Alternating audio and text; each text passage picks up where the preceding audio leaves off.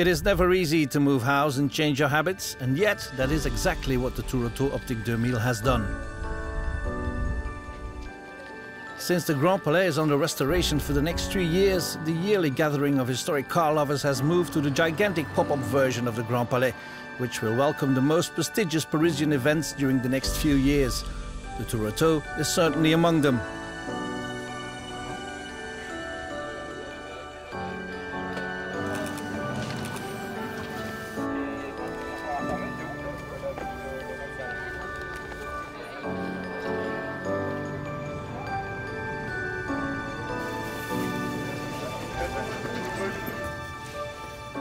Parking 240 race cars in a room that has shrunk by some 3,000 square meters is not that easy, however, especially if one has to respect social distancing as well. Je vais prendre votre passe sanitaire. Alors, je vais prendre vos passes sanitaires, s'il vous plaît. Mon collègue va vous donner le sticker à poser sur la voiture. Par ici. Et ensuite, il vous expliquera, mais vous faites le tour par ici. Vous allez récupérer le sticker en placement. Hop, et ensuite, il vous envoie par groupe de 15. Et quand vous avez le bracelet, hop, vous rentrez directement et c'est nickel. But this is exactly the kind of challenge the people of the Peter Otto organizing team live for. Benjamin, on a besoin de monde à l'entrée Porto A pour pousser les voitures si tu es dispo avec ton acolyte. Morgane, ouais. Alpha, BM. Wow. Au fond, il y a une Jaguar qui peut. Oh, elle est belle. Oh, elle est belle. Bonjour. Vous braquez directement sur la droite dès que vous rentrez. Et je coupe là? Vous coupez quand vous passez la porte. D'accord, ok, génial.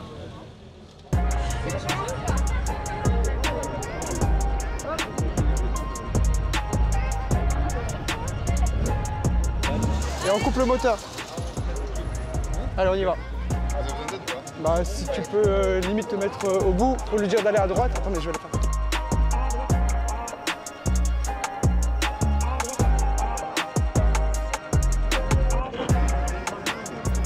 On va tout au bout et après on va aller à droite. Je pense qu'elle est plutôt pas mal. Non, stop. Et là c'est bon. C'est magnifique. Merci beaucoup. Merci beaucoup, monsieur. On Sunday, August the 29th, everything is ready, and the festivities for the 30th edition of the event can start. Oui, alors 30 ans, c'était 1992 et on était à la colline de l'Automobile. 30th edition indeed. In 1992 we were at the Colline de l'Automobile, and there's some old memories indeed, but it was a time full of joy and fun and everything else. We would have never thought that 30 years later we would still be around.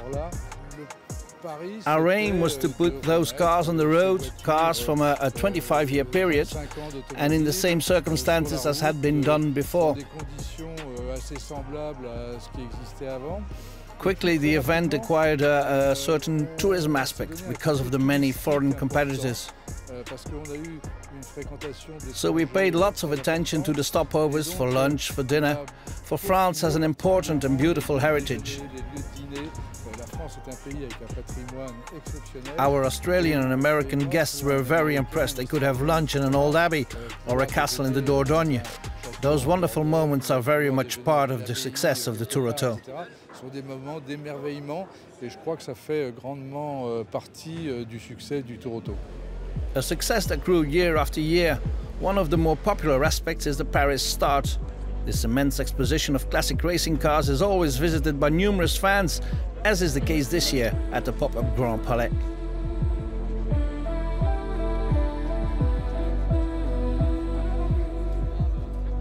Totalement en ruine, il l'a rénové de A à Z. C'est la première fois qu'elle est nouvelle. Le moteur est derrière, dans cette voiture. Il y a un coffre qui est tombe, on range les affaires, et le moteur est derrière. À la gamme, toutes les voitures qui aujourd'hui ferment. Alors là, on dirait, je vais te faire une photo, on dirait un champion. Tu veux que je t'envoie la photo? The actual start of the Tour Auto is given at the traditional press conference on the BMW stand. Patrick Peter reveals the changes and the roadbook for this year's edition. And to celebrate the 30th edition, an auction is organized as well, with 20 exceptional automobiles, like this Mercedes 300 SL Roadster. Adjugé 1400, Pierre-Luc. À 700, 700, 800, 900, 900, nous sommes. Or even a 2CV Charleston. C'est une Charleston rouge de l'âge, absolument neuve, jamais vendue ni même immatriculée, ce qui fera de son propriétaire son premier propriétaire. L'état du véhicule est bien entendu absolument incroyable et petit clin d'œil à l'histoire, la 2 chevaux a été présentée au Grand Palais, donc on trouvait que c'était un joli pied de nez de la présenter aujourd'hui au Grand Palais éphémère, plus de 60 ans après. Nous démarrons à 40 000, oui. 40 000, suivons à 40 000. 50 000, l'enchère est là. 70, merci monsieur. 75 000. 80 000, 100 000, merci monsieur. 115 000. Ça valait le coup d'attendre. 115 000, 120 000. Une fois, 2 fois, 3 fois, bravo. Hammered down at more than 120,000 euros, this ever-popular car became a record beater. But in a world of love and passion, money is not important, right?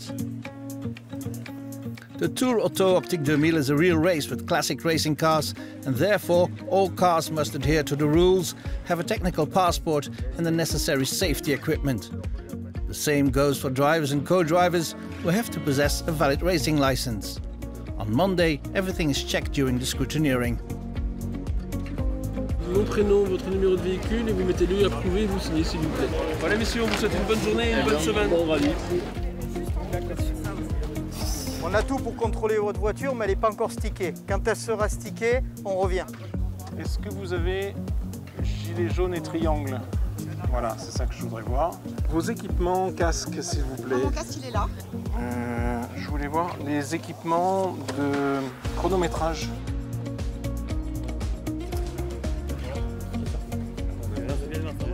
Every year, a certain car model is put into the spotlight during the Tour Auto. For this 30th edition, Patrick Peter chose his short wheelbase Ferrari 250, without a doubt one of the most beautiful cars ever made.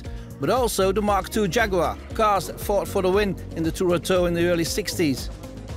We'll get back to these gems, but for now it's time for the welcoming cocktail before the start of the 30th edition of the Tour Auto Optique 2000.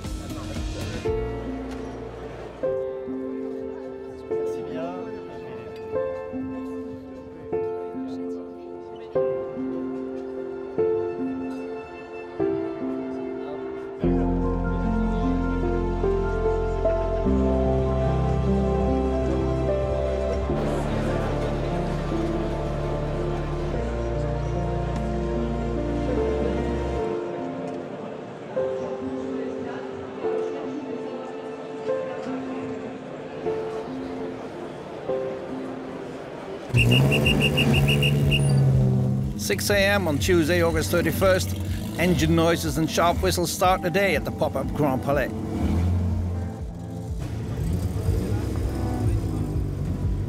C'est bon? Mettez en marche.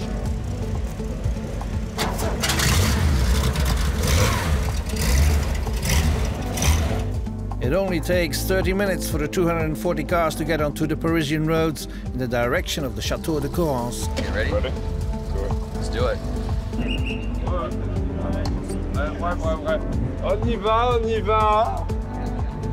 On y va. Allez, c'est parti!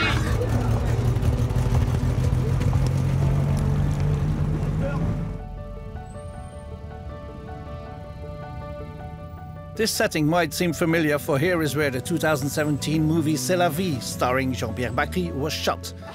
And it is a vivacious affair, for all want to get started as quickly as possible. C'est parfait mon petit gars. Bon, c'est parfait. Jusqu'à maintenant c'est pas trop mal. Ça va, tu t'es bien débrouillé jusqu'à présent. Ça va. Oh allez mais des pas surtout.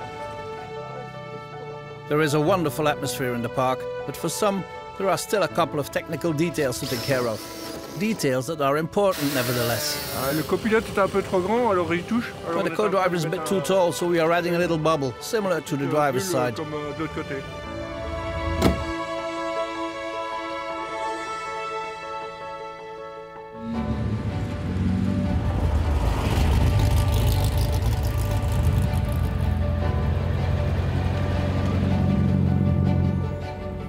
Everything is set.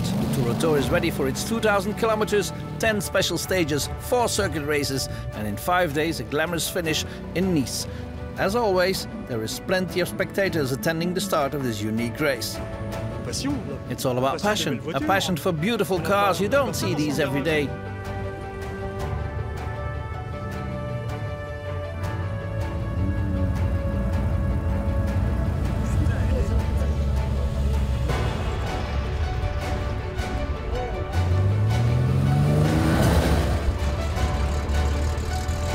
On day one, there's one special stage and a race at the Dijon-Prenois circuit with a finish in Beaune.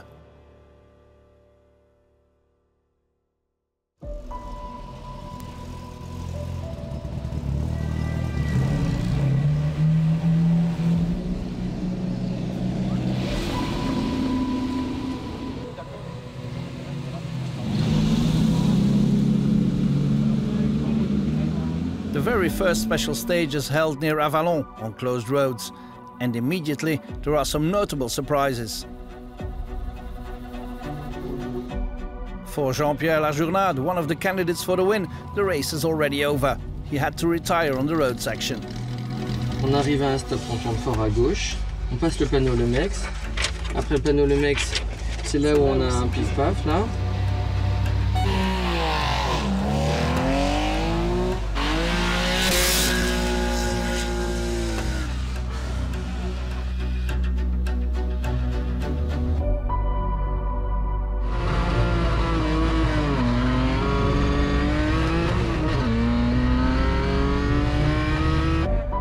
The other upset of the day is the crash of the winner of the last 3 editions. Raphaël Favaro's race ends abruptly after a mechanical issue. There's nothing we could do. We went off the road and took off for some 15 meters maybe. I thought we would roll, but fortunately the car stayed on its wheels. Fortunately, but that was it. Most of the drivers attacked from the word go, with some small mistakes as a result.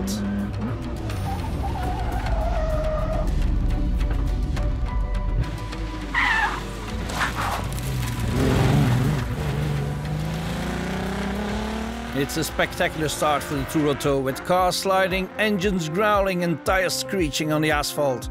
For the fans of classic car racing, this is heaven.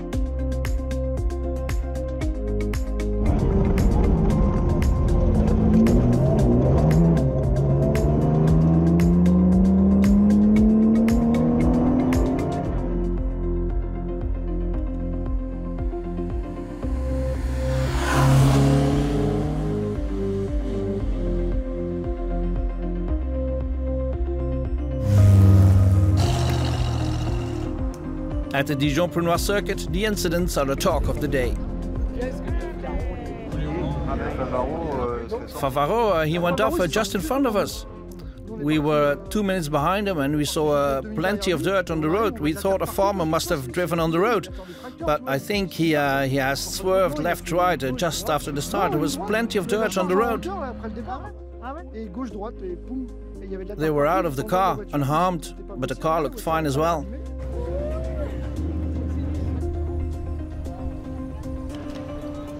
It will be fun. There's not an enormous amount of racing time, but there is pressure for the whole of the week. In between the time checks and everything else. The first 3 days it's the car that counts, the next 2 it's the driver. For us, the hardest is to get some sleep. For the circuit races, all drivers are entitled to a 10-minute practice session in order to get acquainted with the track. Then it's time for the starting grid, established in the order of the rankings, and a 10-lap race.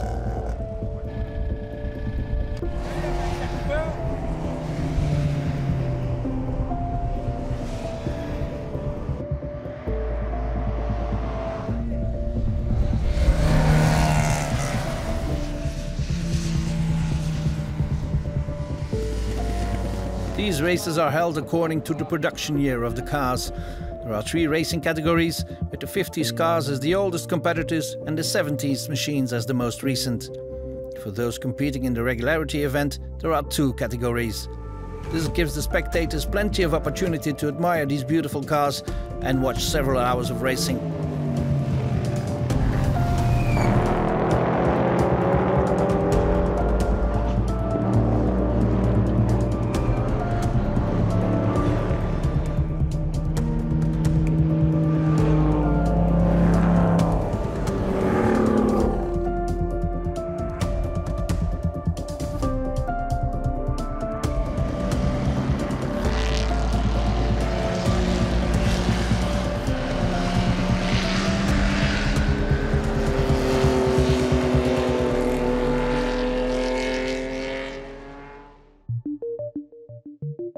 The first day ends in Beaune, capital city of the Burgundy wines.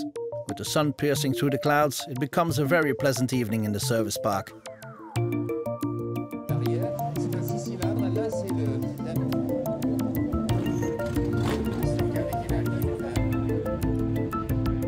Some mechanics already have their hands full with checking the cars and repairing minor damage.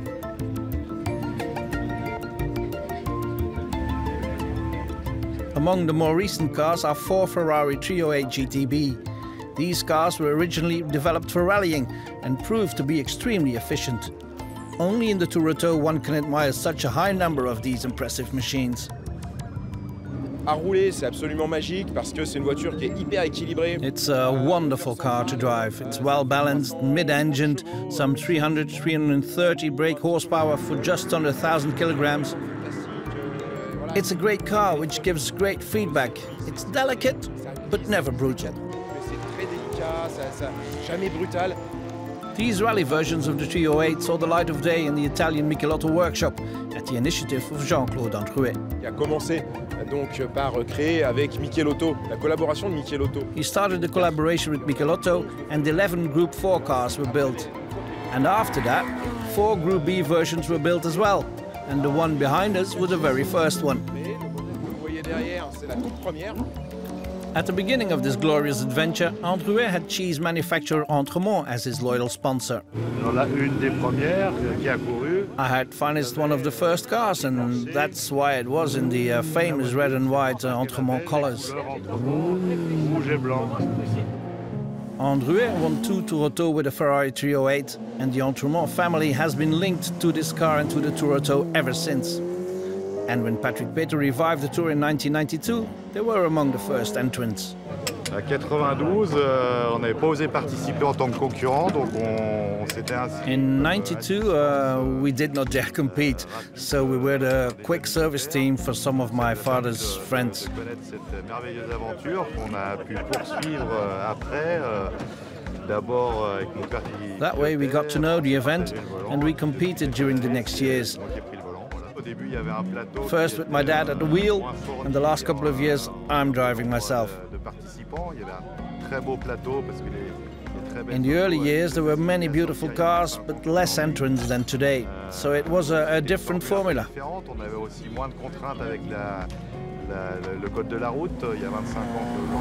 But 25 years ago the traffic laws were a bit less strict as well, and the Tour has evolved with the times.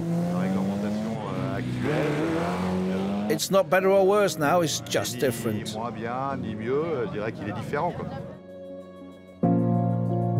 Beaune-Aix-les-Bains, 322 kilometers through the Jura and the Alps without a single straight line. That's what the competitors get served on Wednesday. But before tackling the 2 special stages of the day, the drivers will get some action on the Brest circuit.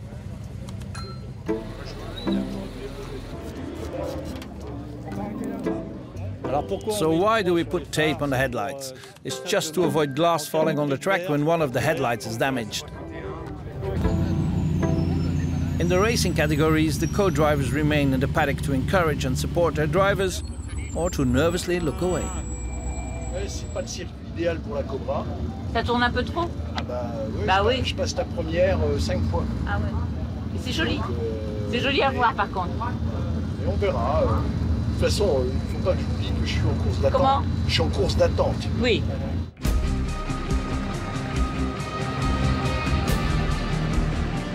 In VHC, the Shelby Cobra, Jaguar E-Type and the Ford GT40 of Didier Sirgue are added hammer and tongs. The latter is probably the strongest on the circuit, but less agile on the special stages.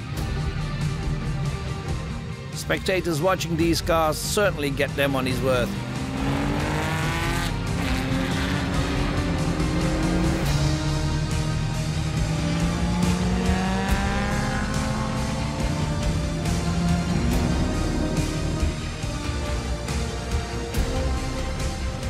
And at the wheel, the drivers love the experience. For during the Tour Auto, they can visit 4 tracks in 1 week, which is very rare.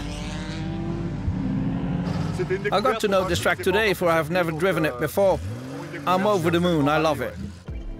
On this September 1st, many a spectator has come to admire these cars, which are not often seen on the open roads. This event has really become a massive thing.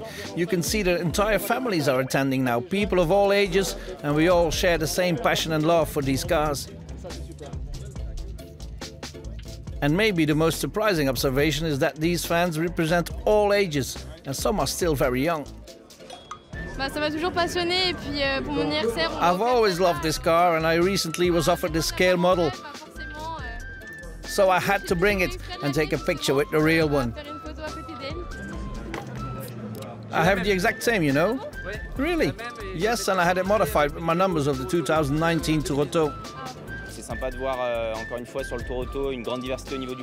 It's great to see the Tour Auto again. There's a varied mix of cars here, from real racing machines to family sedans, and they all compete together. And these cars, they were not really made for racing originally, but modifications like at the interior and the bumpers, they make them fit for racing, and that's great to see. The Mark I and Mark II Jaguars were considered to be revolutionary cars for a number of reasons. For example, this is the very first monocoque sedan, and the Mark II is among the first cars to have 4 brake discs. In short, an important car in the history of the automobile. Quand elles sont sorties fin des années 50, début 60. Someone told me that when they were launched at the end of the 50s, early 60s, it was the fastest sedan in the world. And that inspired some people in England, and they were quickly used for racing. Graham Hill, Roy Salvadori drove Mark I's, I think. It has a 3.8 6-cylinder engine with lots of power, and that can be very useful. It has a very high torque as well, and for a Tour Auto, that is very handy. In the stages, you can accelerate rather quickly out of the corners, and it handles nicely as well. I think it's a great car for events like these. The Mark I and Mark II Jaguars won the Tour de France Automobile a whopping 5 times. One of the drivers that played an important part in this achievement is Bernard Constant, and his winning car from 1960 is among the entrants this year in its original state. To get the car competitive, the French rally champion had worked closely together with the Jaguar factory.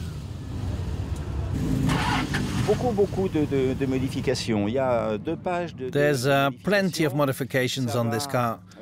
2 pages of modifications on the homologation sheet. From 3 fuel tanks with a total capacity of some 130 liters, bespoke carburetors as well. It also has a strengthened bodywork, and there's 1,000 more details, like the ventilated brakes, for example, or even the front bumpers that can be removed easily when damaged. There's 1,000 differences with a normal Mark II.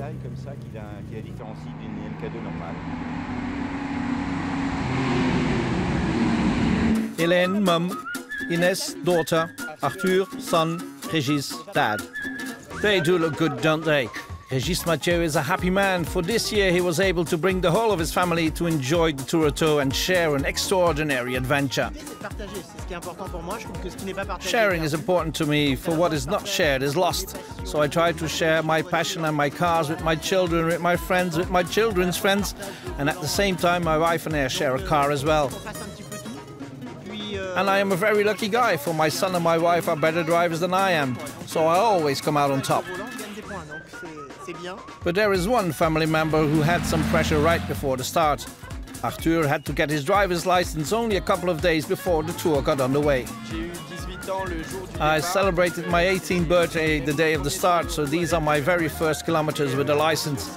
But it's a passionate family adventure above all. This passion will accompany both Porsche 356 until the finish line in Nice, and they will have plenty of stories to tell. Just to see if there's calipers binding on the back. Yeah. Okay, I'm happy with that. And what I can't believe is why it was working once out of 10. It's unbelievable. The starter engine of the Shelby Cobra is on its last legs. Ludovic Aron is fighting for the lead, and fortunately the mechanics in the Brew Abbey can bring his car back to life.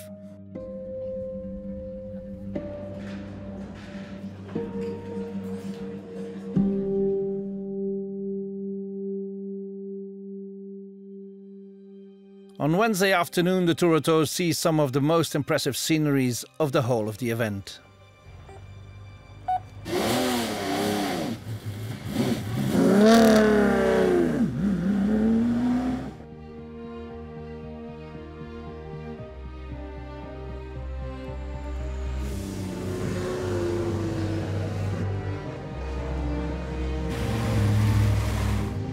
And the roads aren't bad either, with two impressive mountain stages.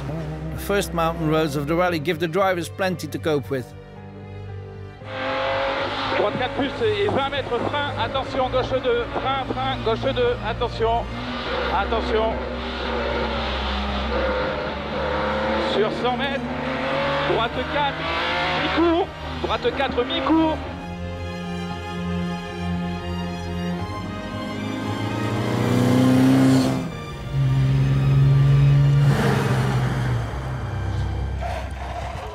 And once more, the fans gather in vast numbers to admire the cars, and some are more popular than others.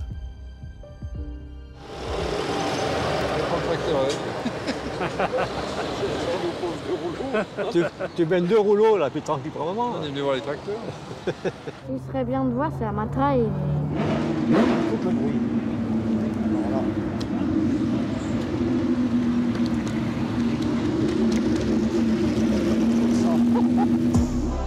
Many a competitor is impressed by the day's finish at Aix-les-Bains on the shores of the Lac du Bourget. C'est magnifique parce qu'en fait, ils nous font vraiment passer dans It's superb. We see places you wouldn't see if you would travel by motorways. These are charming little roads, and France is really a beautiful country.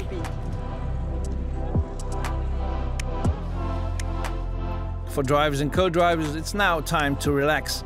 Some of the service crews can close shop in the early evening hours, but others have plenty to worry about.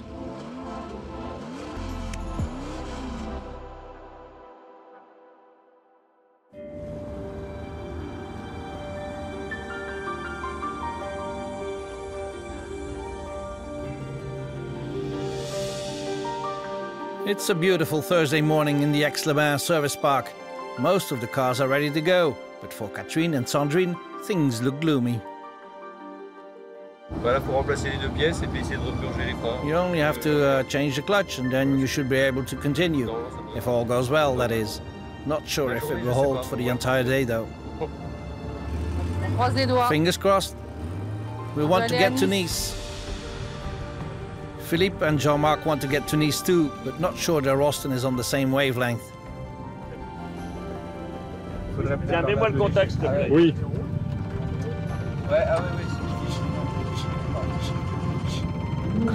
This 1951 Austin Atlantic once belonged to Gilbert Trigano.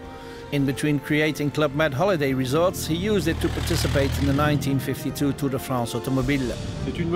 This Atlantic was created just after the Second World War to be used for export to the United States. But when they did, and the V8-loving Americans saw the small 4-cylinder engine, they were quickly sent back to England. And then the engines were taken out of these cars to be put in the Healey and the other Austins, both convertible and coupe. And the empty bodies of the Atlantic were used for scrap metal. There's only 100 left on the whole of the planet, I think. The nimble Austin would not be able to compete in the Thursday stage between Aix-les-Bains and Valence, a day with 3 special stages.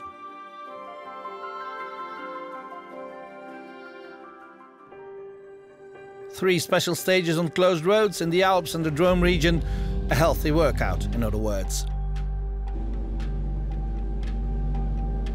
What makes a Tour Auto rather unique is the fact that every day the co-drivers receive a succinct road book with all the changes of direction and dangers in the special stages. There's no recce, no WRC-style notes indicating every meter of every stage. Drivers have to look where they are going, and in this way the organizers want to encourage the drivers to hold back a little and not push their car to its limits. 100 mètres, épingle droite. Là, épingle droite. Prends bien large.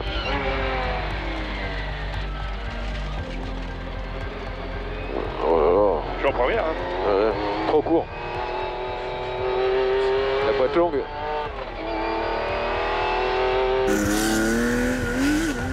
A day without circuit racing gives the more confident drivers the opportunity to distinguish themselves, and the same goes for the cars that are more suited to these kinds of roads. And on these mountain roads, the light Porsche 911 2-litre, the single Porsche 904 at the start, and the powerful Cobras excel. Things are tight though. In the first stage of the day, Christophe Van Riet and Ludovic Caron set the exact same time. Unfortunately, this is the last image of the 205 Cobra in this Tour Auto, for after a mistake in the following stage, Ludovic Caron has to retire. The scenery is breathtaking, the road's wonderful. In short, it's the ideal setting for a picnic. And that is exactly what awaits the competitors at midday, when in the village of Vif they all receive a basket full of delicious gourmet food.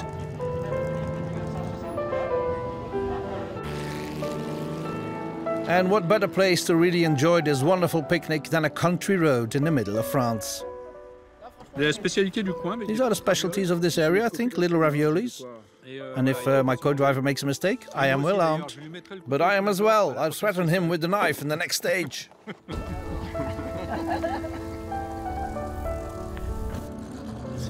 This is exceptional. A nice picnic in this pleasant scenery. It's quite wonderful. As a starter, we have some raviolis of the region.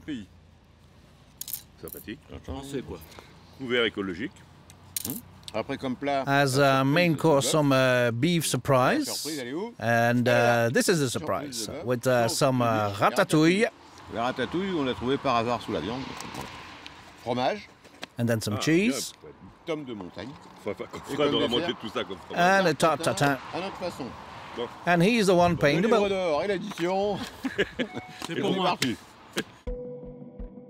The Tour Auto Optique 2000 always has some exceptional cars on its entry list, and this 30th edition is no exception to the rule. These two Group 4 Lancia Stratos, for example, one a former Italian championship-winning car in the hands of Philippe Van Gogh and Frédéric Vivier, and one in the iconic Alitalia colours for Nathalie and Olivier Breitmeier.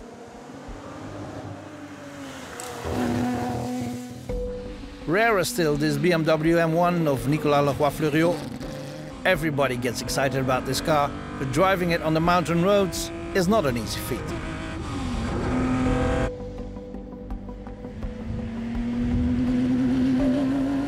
To everybody who wants to lose some weight, get into car racing, especially in hot conditions. Among other curiosities, this BSH, a kit car from the early 70s, based on a Renault R8 Gordini. This car had a top speed of over 200 kilometers an hour, but most of the 200 kits sold were destroyed during rallies or races.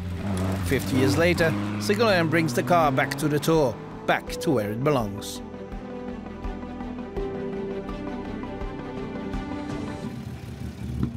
But there is another car that was cheered for even more in this Tour Auto, the Matra MS650. Or rather, both Matras, for Richard Mille drove one in VIP and Mr. John Ofby entered one in the racing categories. This is an iconic car, winning the Tour de France Automobile in 70 and 71, before its successor won the 1972 Le Mans 24 Hours.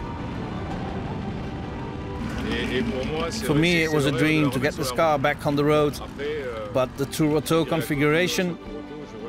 I read the reports of Johnny Reeves, who did the tour with Henri Pascarolo back in the day. And back then they had 3 service vans, 4 brakes, a factory working through the night. Back in the day, the tour was 5,000 kilometers long with road sections at night, so a lot harder than these days. These days, it's very difficult to get the permits to be able to use these cars on open roads. Matra had a special homologation for the MS650 to be able to participate in the tour. Fans were added to avoid overheating, the roll hoop was modified, the car really had to get a specific preparation for the tour. And just to admire the lovely sound of these wonderful V12 engines, here's a bit of Matra for you to enjoy.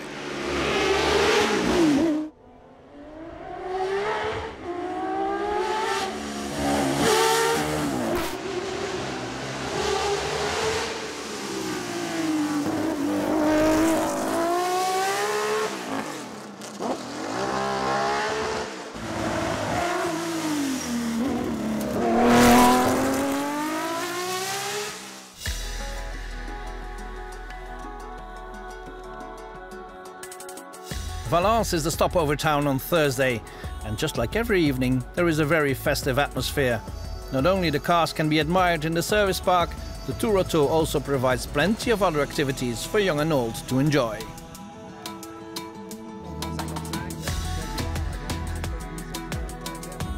On the sporting side, the retirement of Ludovic Caron meant that Christophe Van Riet is now comfortably leading the VHC category.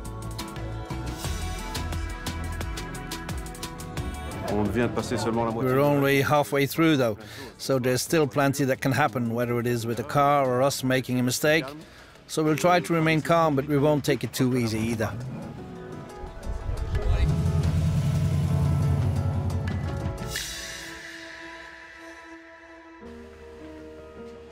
Friday is market day at Saint-Nazaire-le-Désert, but today some market stands had to be moved to the town border, for the Tour Auto has taken over the central square, just like during the heyday of the Monte Carlo rally.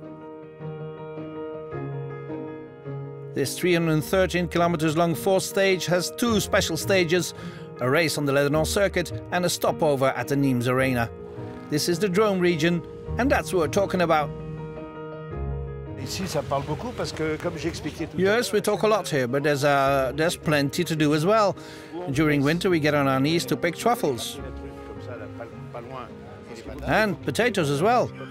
And potatoes as well to go with the truffles. But Périgord truffles are often picked here as well, no? Yes, we offer them sometimes in order to improve the quality of their truffles. But no kidding, the Drôme has one of the highest productions. But it's all the fault of these Parisian people like Rostand here, that the prices are so high. They buy them all.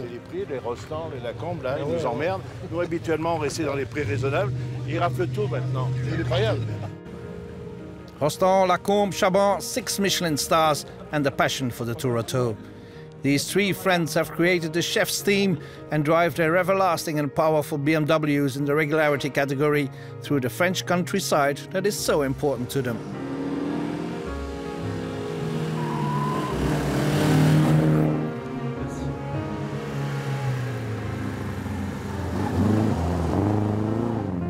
Come to think of it, regularity, how does that work exactly? This form of competition is becoming increasingly popular in classic car racing, but in the Tour Auto everything is done old school. Only the speedometer and a chronograph with hands can be used. So the principle is we're not allowed to use any electronics, so we put all our phones and tablets and everything that goes with it in the boot of the car. That way there's no cheating. Then it's up to the team, and more often than not, it's the co-driver that plays the most important part. Right before the start, we get an average speed, like for example 50 kilometers an hour. So we put our speedometer to 0, the chronograph with hands to 0, and then we follow these averages, which are checked every 100 meters. So everything has to perform well. The meters have to follow the road book, the chronographs have to be checked. And there's plenty of parameters that can influence the results. You really have to drive smoothly to always be at the right spot at the right time. Drive smoothly, that's not always easy at the wheel of an old car, with its many whims and meters that are not always that precise. Well, since it's a car that has difficulties accelerating out of the corners, We tried to locate the tight corners and tried to anticipate the difficulties. And afterwards, we tried to recuperate lost time, and I give her the message to recuperate, recuperate, recuperate. La fin est compliquée. The end will be difficult. Or the middle part, look here. Ouais, mais là, tu vois, c'est tout ça. Ça, c'est des petits, là. Ça. Mais celui-là aussi, tu vois. And it becomes even more difficult in the knowledge that the organizer uses very modern electronic equipment to track and trace every competitor. Ces petits boîtiers sont des boîtiers équipés d'un GPS et d'un système de... These little boxes have a sat-nav and a 4G communication system. And that allows us to know where every car is at any given time. For safety reasons, but we can also penalize competitors if they drive too fast through small villages, for instance. But the most important use is to get the times on the stages, but also at the many secret checkpoints. Les concurrents ne savent pas. The competitors do not know where there will be timed, since those checkpoints are secret. And preferably the organizer puts these immediately behind a difficult stretch of road like a hairpin, for it is more difficult to adhere to the average speed in a hairpin. That's where the strategy comes in, and some teams will accelerate before a hairpin, thinking there might be a checkpoint after it. But if the organizer has put the checkpoint right before the hairpin, they will get a penalty for exceeding the average.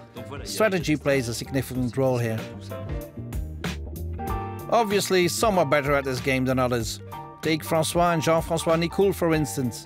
We do not have enough time to enumerate all their victories, but they already have 4 wins in the Tour Auto under their belts, and every time at the wheel of a different car. For the 30th edition, they chose a Mercedes 300 SL Gullwing, and they took another win in the VHC regularity category with only a couple of penalty points.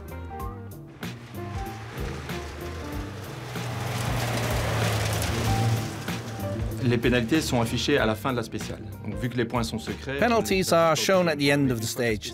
Since the checkpoints are secret, we can't show them immediately, but once the stage is finished, the results are published on the internet.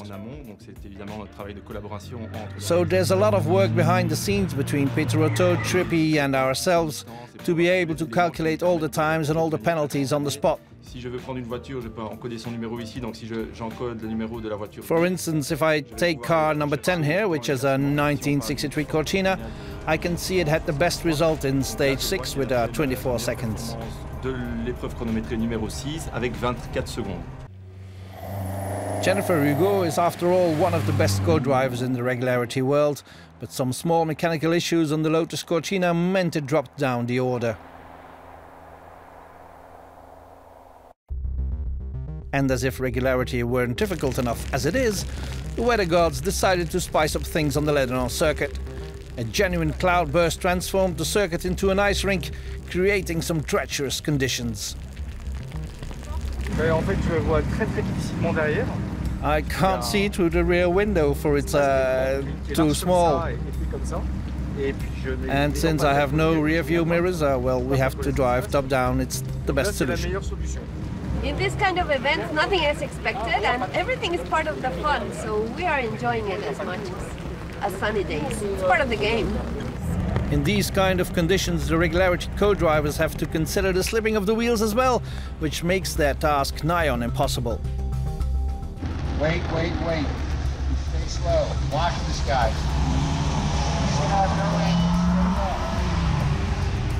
Stay left. Stop. Just be careful.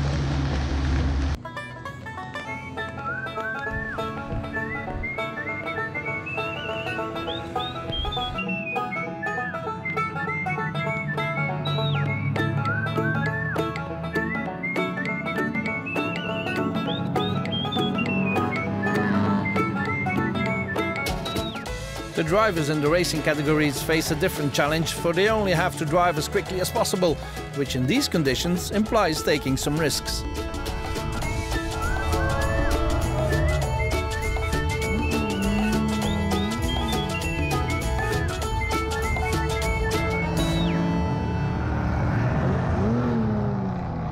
While waiting for his race, we catch up with Thierry Boutsen, who has just met one of his old F1 acquaintances, engine builder Mario Ilian, the creator of the V10 Ilmor engine, which later became the Mercedes F1 engine. Hey, hello. How are you? Yeah, nice to see you. What are you driving? Ferrari. Yeah, it's Ferrari. Yeah. And you? Porsche 911 from 1965. What Ferrari is it? 250 GT. 250 short wheelbase. Short wheelbase. Oh, nice. Engine? Nice. I'm jealous. I'm very jealous. I drive a 1965 911. 170 horsepower. So it's a little bit slow. No, a few more. It's good. Yeah. And I'm learning. It's second. I did the rally last year, and then this year. It's the second time I do a rally, so for me discovering everything. But those special stages, they're fantastic, aren't they? Yeah, very nice, yeah. Okay, ciao. Nice to see you.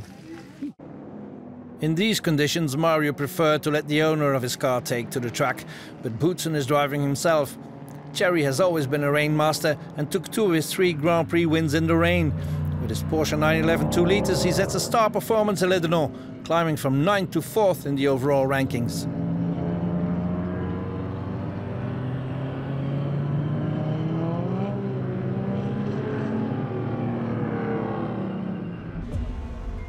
The races at the Le Denon circuit saw the only hiccup in weather conditions during this Tour Auto week, for in the afternoon the sun reappears to welcome the cars in a beautiful setting and in an exceptional atmosphere at the Nîmes Arena.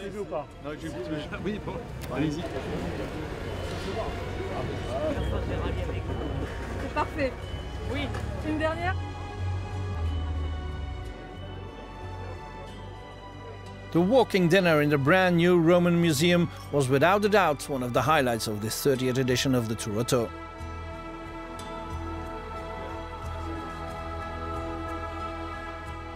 Saturday, September 4th. It's the final day, which takes the competitors from Nîmes to Nice, with 2 stages in the Var and a race on the circuit Paul Ricard along the way. This beautiful setting in Nîmes is the ideal location to focus on the Ferrari 250 GT short wheelbase, the car in the spotlight during this year's Tour Auto. This yellow example is without a doubt one of the most prestigious ones around. C'est vrai, c'est un Ferrari qu'ils ont fait pour la route. Ferrari made this road-going version, and this one is one of the first short wheelbase versions. Ferrari always owned this car, and they used it to show the car's possibilities or in expositions. And then Enzo Ferrari saw it and said, well, since it's here, I'm going to drive it myself. The original color was violet, but Enzo did not like that, and that's why they painted it yellow. And it has been yellow ever since.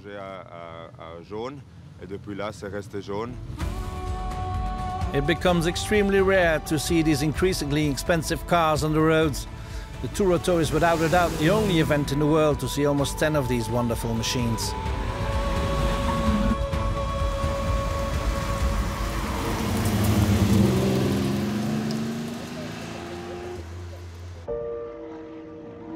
For Mr. John of B, the circuit Paul Ricard is the ideal opportunity to show the power of his V12 Matra. He wins the G category from the Porsche 911 of Urs Beck and the Alfa 1750 GT-AM of Olivier Pernot and Gregory Cohen. In regularity, the race was decided in the final few stages, with Melina Priam and Anne-Chantal Powles in their Opel 1900 GT were beaten by the Lancia Fulvia HF of Mark and Thomas J. They take the spoils on the Promenade des Anglais in Nice. We can only be happy, and what's more, I've done it with my son, and for me as a dad, this is a very special moment. I wish every dad could live moments like these.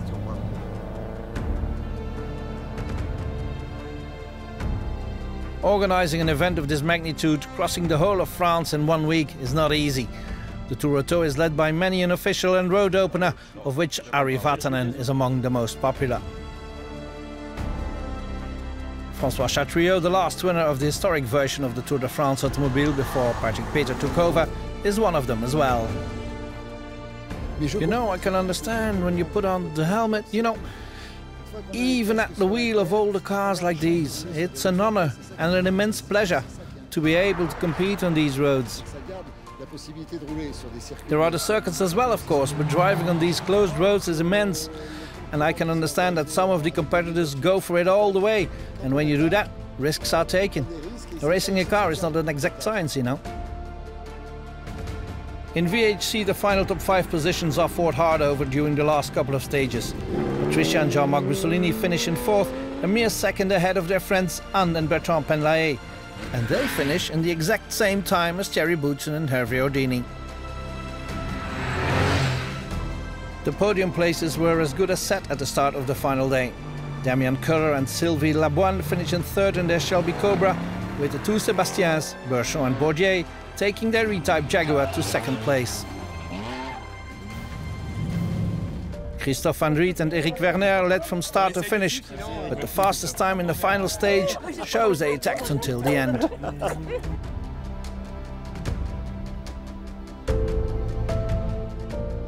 It's a long race and there's a lot that can happen to the car, to the driver, to the co-driver.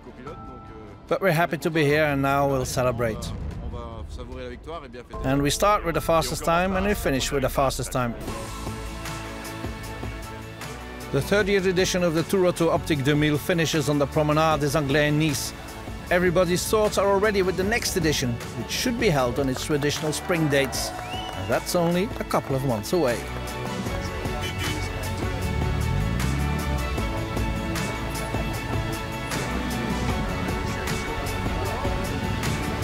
Ah, on va signer.